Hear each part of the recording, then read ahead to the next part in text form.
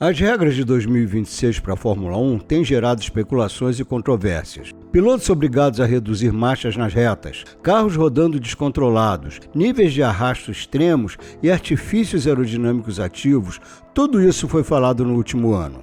A próxima geração de carros da Fórmula 1 vai estar nas pistas em menos de 2 anos, mas as regras ainda não foram definidas e o prazo final, junho de 2024, se aproxima rapidamente.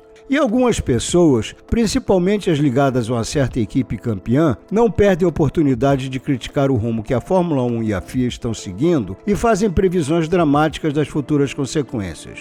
A maioria das críticas vem da Red Bull. Max Verstappen avisou que a Fórmula 1 vai virar uma categoria de motores. Christian Horner e Adrian Newey falam de técnicas inusitadas, como usar rotações super altas para carregar as baterias mais volumosas e usar a maior quantidade de energia elétrica que vai estar disponível. A Red Bull não foi atendida em sua tentativa de se ter menos potência elétrica que a do motor a combustão, porque essa decisão já estava tomada há algum tempo. Ainda faltam as regras de chassi. Há uma sequência de reuniões sendo feitas para que elas sejam definidas. E agora é isso que está na linha de fogo. Na visão da Red Bull, a Fórmula 1 e a FIA adotaram uma fórmula de motor tão problemática que agora tem que fazer concessões indesejáveis no chassi. Há um fundo de verdade nessas críticas, mas todas as equipes agem de forma egoística na Fórmula 1. Seria ingenuidade achar que a Red Bull é movida pela melhor das intenções. Comenta-se no paddock que as críticas da Red Bull são porque ela está enfrentando dificuldades no desenvolvimento do motor que está fazendo em casa, com alguma assistência da Ford. Muito do que se tem dito sobre essas regras, seja pela Red Bull ou por outras fontes, tem base em informações ultrapassadas ou exageram alguns problemas que eram apenas cogitações e que nunca foram preocupações reais. Será que é apenas paranoia competitiva da Red Bull? Vamos esclarecer isso já já, mas antes é preciso explicar por que as regras têm essa direção. Está se trabalhando nessas novas regras de motor há muito tempo. Elas começaram a tomar forma em 2020, com algumas discussões preliminares. A principal mudança é a remoção do MGU-H, que converte o calor em energia elétrica e elimina a demora da resposta do turbocompressor aos comandos do acelerador. Ele é complexo demais e não se aplica aos carros de uso cotidiano, e ainda dava uma enorme vantagem aos fornecedores de motores já em atividade em um momento em que a Fórmula 1 tentava atrair novas montadoras para o grid.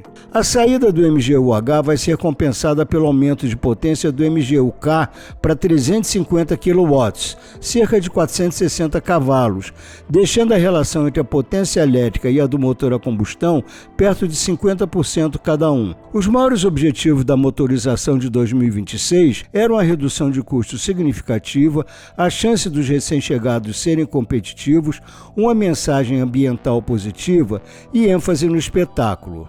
Considerando as proporções desse empreendimento, as restrições para o desenvolvimento da unidade de potência não são tão severas quanto as do chassi, que não pode ser trabalhado aerodinamicamente até o início de 2025. E como já falamos, as regras de chassi ainda estão sendo discutidas. Há limites da verba investida e do tempo gasto em dinamômetro para as 6 fabricantes de unidades de potência que estarão presentes em 2026: Red Bull Powertrains, Mercedes, Ferrari, Honda, Renault e Audi. Mas há anos que elas têm permissão para desenvolver estes novos motores. Elas obedecem a um conjunto de regras estabelecido há algum tempo, mesmo que elas ainda possam sofrer alguns ajustes. As modificações incluem uma intervenção manual que pode ajudar o piloto em uma determinada faixa de velocidade. Vamos falar mais disso daqui a pouco.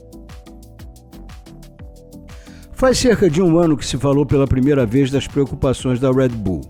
Horner disse que a Fórmula 1 corria o risco de criar um carro monstruoso como o Frankenstein. Verstappen falou que nas simulações da pista de Monza, o carro reduzia marchas a 500 metros do fim da reta, quando atingia sua velocidade final, e citou uma complicadíssima aerodinâmica ativa que deixaria os carros ainda mais pesados e reduziria o controle dos pilotos. Recentemente, Verstappen reiterou sua preocupação com a aerodinâmica ativa e o peso dos carros. Adrian Newey afirmou que a recuperação de energia vai exigir que os motores funcionem sem parar, como geradores, e falou de sua preocupação com os motores a aceleração plena, em alta rotação, em curvas como o Hairpin de Mônaco. Comenta-se também que as simulações mostraram que os carros serão incontroláveis quando o modo de baixo arrasto da aerodinâmica ativa permitir que eles atinjam velocidades altíssimas nas retas. Como se pode distinguir a realidade da ficção?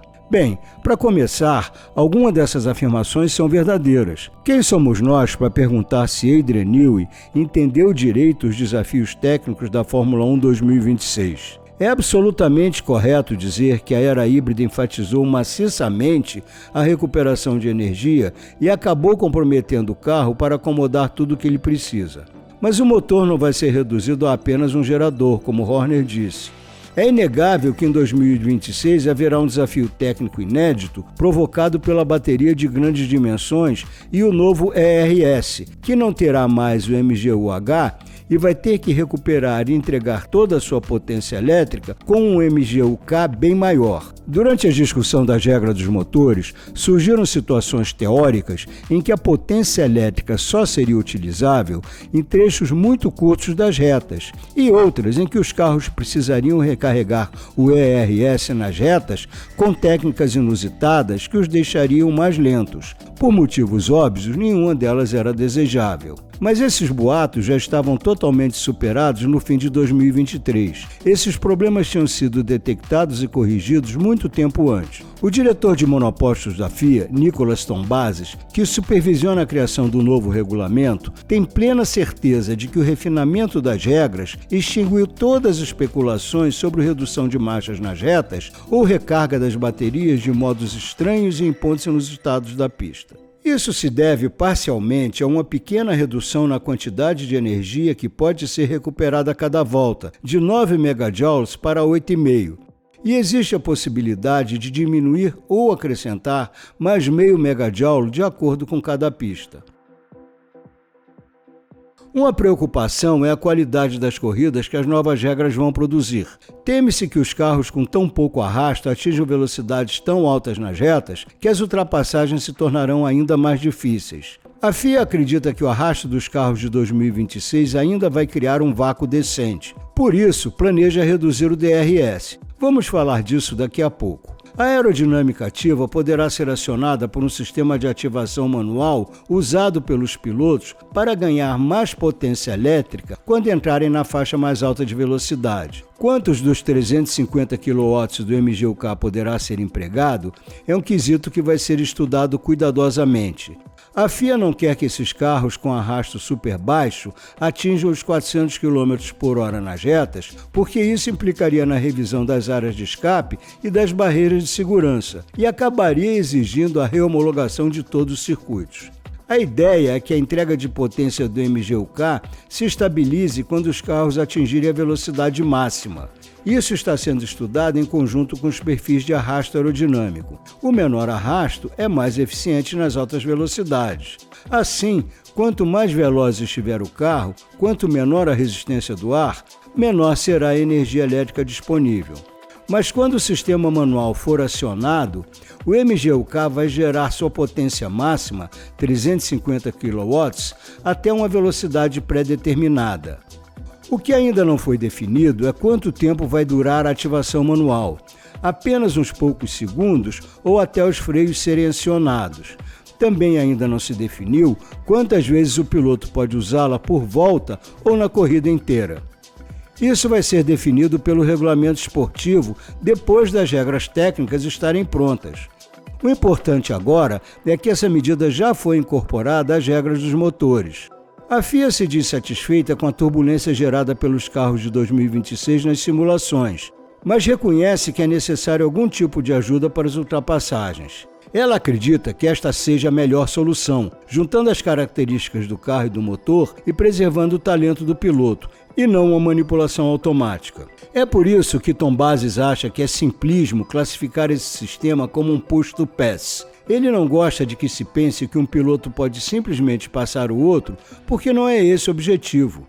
A ativação manual é apenas para ajudar o carro de trás a se aproximar do da frente até o ponto em que o vácuo e o DRS se tornem minimamente eficientes e apenas permitam que o piloto se aproxime o suficiente para atacar nas zonas de frenagem.